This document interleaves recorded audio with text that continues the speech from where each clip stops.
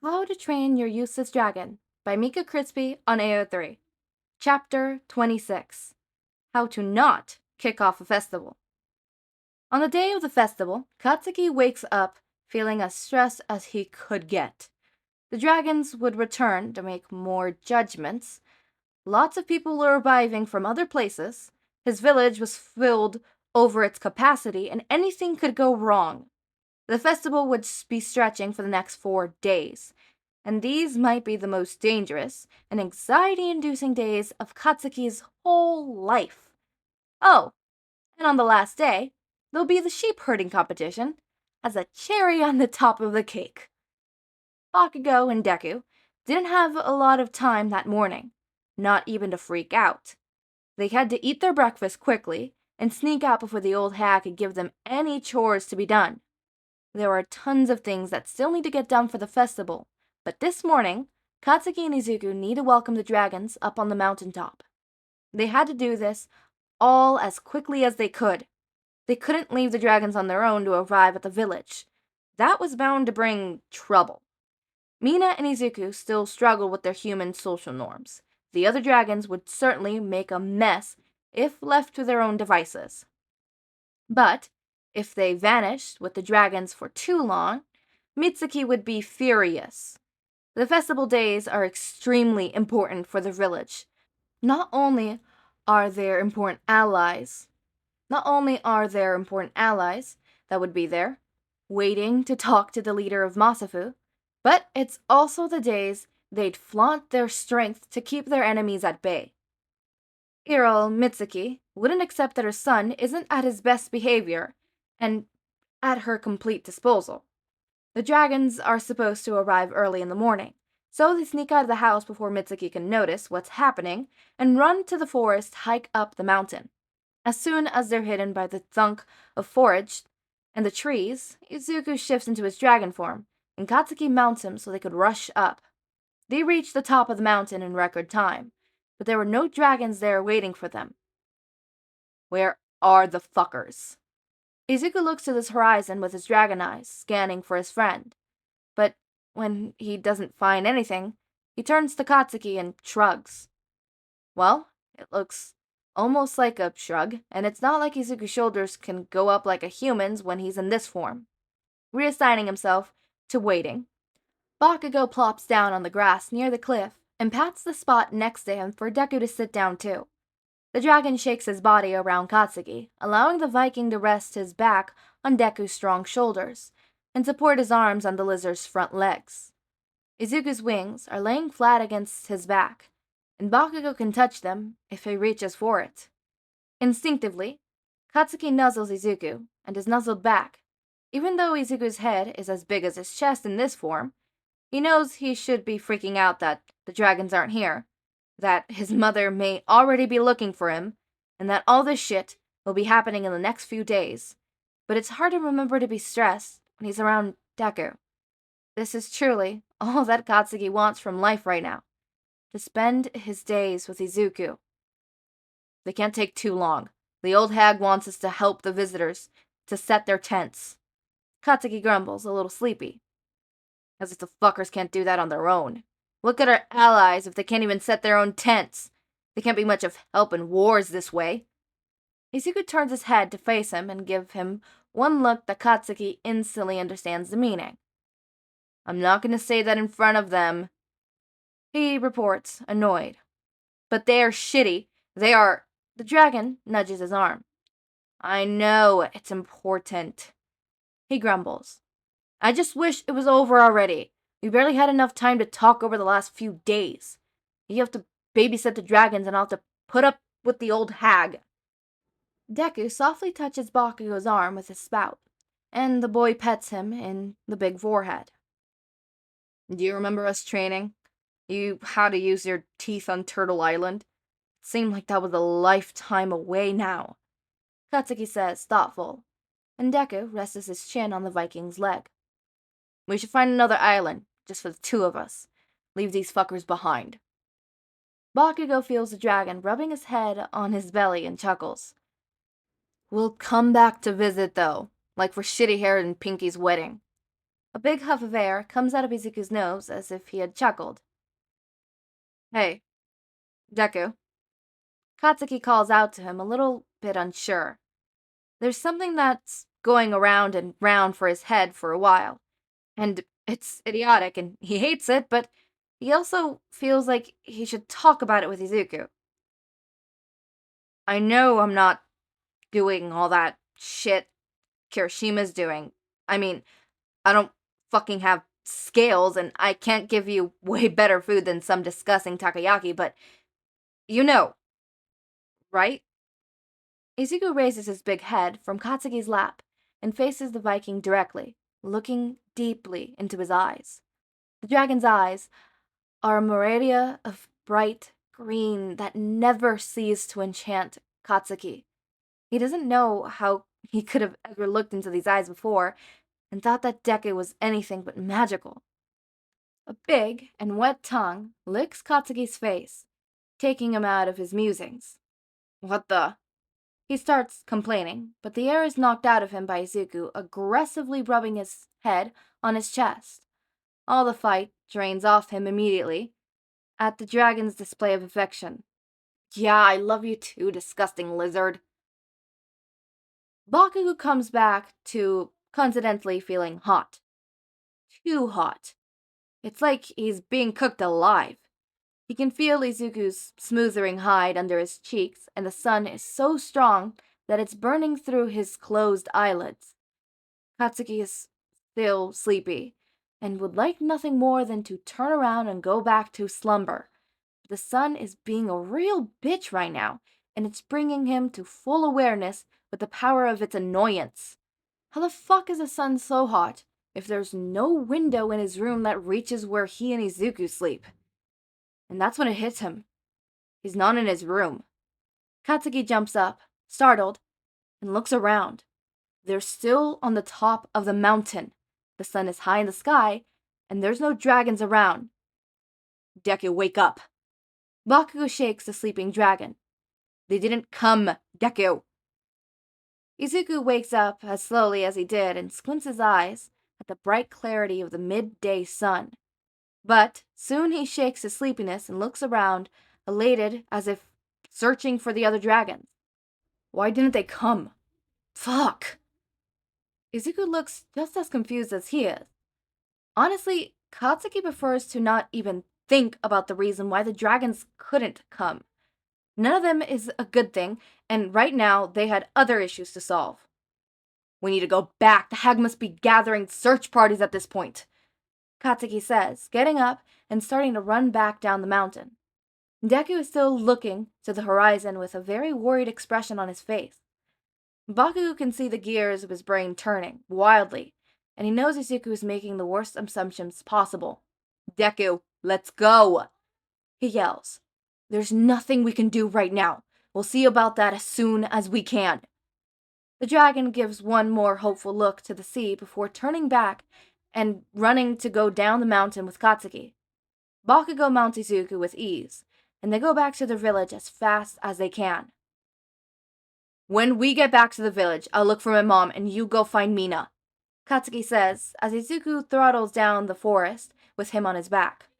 Talk to her and see what we can be done, but don't do anything haste without talking to me, okay? As the forest thins out of its base of the mountain, Bakugou jumps off and Izuku turns back into his human body.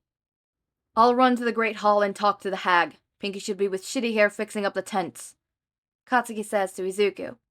All right, the other boy says, rushly, already turning to run away, but Bakugou holds Izuku's wrist to force him to say, I mean it, Deku. Don't do anything hasty, he says, looking deeply into Izuku's eyes. If I find out you flew away without taking me, I'll hunt you down and skin you alive. Izuku smiles at him. I'll be worried about you too, Kachan. Take care. Before running away, the dragon gives Katsuki a soft kiss on the cheek that makes the Viking blush all the way to his ears.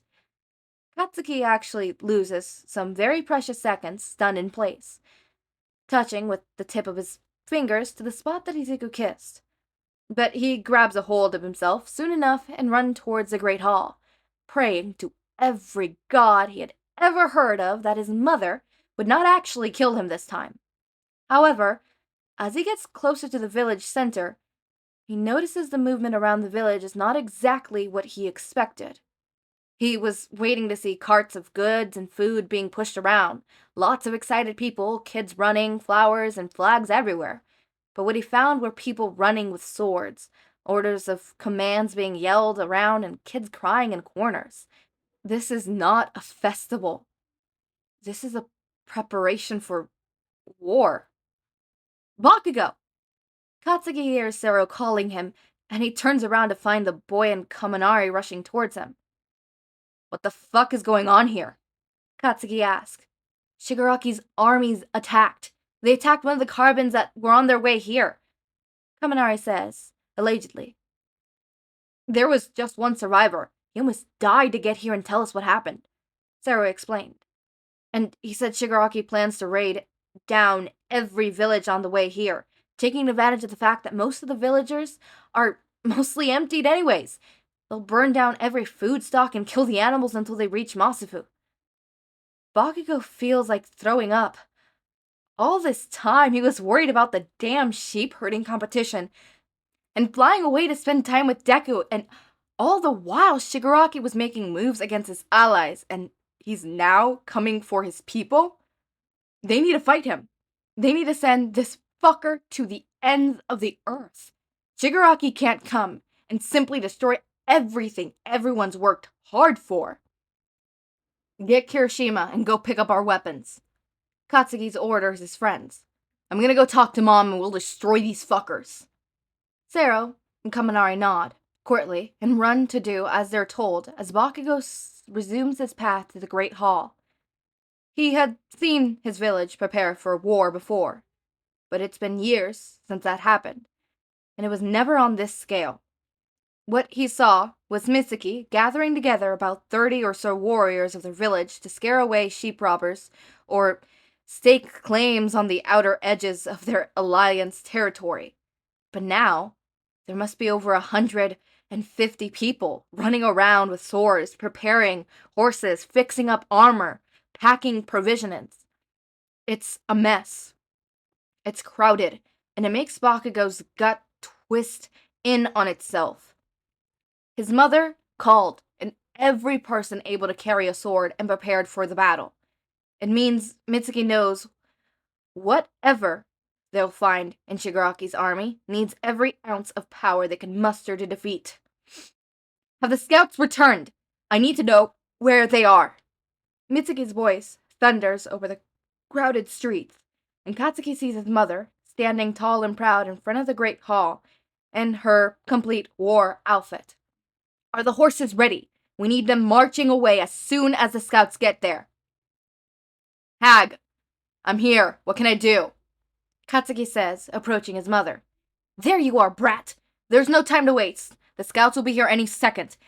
And then, me and our strongest warriors will ride fast towards Shigaraki, Mitsuki explains, walking briskly, and Katsuki follows her. We'll save whoever we can, but we'll try not to enter direct conflict with them before the bulk of our warriors. That'll be on foot. Reach us. I'll need you to assist Aizawa in organizing the foot soldiers to leave as quickly as possible while I'm leading the cavalry. Mitsuki doesn't miss a beat as they reach the warriors and the horses. Everyone is ready to go, and she mounts a big black horse. Katsuki's father was also mounted among the warriors, and it pulls on the strings of Katsuki's heart to see his gentle father in war gear. After sending Aizawa and the foot soldiers away, you'll be responsible to keep the village in order. There are a lot of children staying behind and old merchants. Organize everyone to sleep in the hall and keep an eye on things. What? No, I'm coming with Aizawa, Katsuki protests. No, you're staying behind and taking care of things, Katsuki, Mitsuki barks back. I'm going, old hag. No, you're not, rat. If I see you on the battlefield, I swear you're never becoming the first warrior, Katsuki. A first warrior would never disobey the elder. But I'm a warrior too. I need to go, he says furiously. The scouts are here. Someone yells from the distance. You're not a warrior yet. There's no tooth around your neck. You stay behind and look after the children. And without giving him any time to report, Mitsuki calls for the cavalry and speeds away. It's time to ride and stop these villains. The horse thunders past Katsuki, leaving him behind stunned. Only after the floor stops shaking and the dust has settled, Katsuki really feels the pain and fury from his mother's words. He's a freaking warrior. He doesn't need to kill a dragon to prove that. He's been training for this his whole life. It's not by killing an innocent creature that it'll show the world he's ready for the responsibility. Feeling fired up by his thought, Katsuki runs to find Aizawa. He'll prove to his mentor that he's ready. He can join the warrior rank to protect his people. For the next hours, Bakugou Katsuki is the brightest example of dedicated young warrior helping his village. Aizawa doesn't need to yell because Katsuki is already doing what he needs to be done. He organizes the people, packing the parishioners, helps push the carts together to protect the food, and the outsiders brought, puts the foot soldiers under formation. All of this with the help of Kirishima, Sero, and Kaminari. The four of them work their asses off to show their mentor they're ready to go to war. Absolutely not, Aizawa says with conviction, making the hopeful and determined faces of the four young Vikings fall in disbelief. But did we? It's not. Oh, no, that is final. We're already in an emergency. I'll not have four teenagers running around a battlefield when we're facing the most dangerous enemy we've ever encountered. But I'm ready, Katsuki exclaims, frustrated. I can fight! It's my duty. I'm gonna be Errol. I need to defend my people. You'll be, but you're not ready. Right now, your mother's words are law, and she made it very clear. No dragon, no war, Aizawa says, putting an end to every other protest in the young man's tongue. Now, I have to go take care of the village. As the last soldiers marched away with Aizawa, the boys looked at the horizon, feeling the weight of the injustice. Their friends, uncles, aunts, so many people they've known for all their lives, are going towards a vicious enemy with a huge army ready to kill them all, and they have to stay put just praying things turn out alright? Bakugou is so caught up in his anger and frustration, he almost doesn't hear Izuku calling for them. Ka-chan! Katsuki turns back and sees Izuku and Mina together with the fucking purple dragon Kaminari likes so much, and the whiny brown-faced girl who wants to seal Deku away. Well, apparently only half the dragon party made it to the festival. Hey, Katsuki says sadly. What happened to the other fuckers? There were complications with the elders. Shota and Tenya couldn't make it. The purple fucker explains, already making eyes to Dunce face. Ka-chan, are you alright? Izuku asks, with a very worried expression getting closer to Katsuki. I'm a fucking failure, Deku. Bakugou says, looking away and kicking dirt. All this time I was trying to teach you how to fight, saying I'm a warrior, but I'm not a warrior. I'm not even a foot soldier. I'm just good enough to stay behind. No, Ka-chan, I've heard what Aizawa said, but he's wrong. Ka-chan is the strongest warrior and the princess of this village. You're the one who taught me how to use my teeth and my powers. Ka-chan is amazing and will go to battle. Quit it, Deku, it's useless. Katsuki shuts him down and begins to walk away. No! Izuku yells, making everyone turn their head to him. Aizawa said, no dragon, no battle. Well, you have a dragon, Ka-chan. And then, Deku procures the leather saddle they created to let Katsuki ride him from his back. The dragon offers the saddle to the Viking with a determined look on his face. Deku, if we do that... Katsuki's voice falters, but he tries again. If we do that, everyone will know. My village, the other dragons, everyone. The elders already know. That's why Shota and Tenya aren't here. And the other humans, we will deal with that after we save everyone's lives, Ka-chan.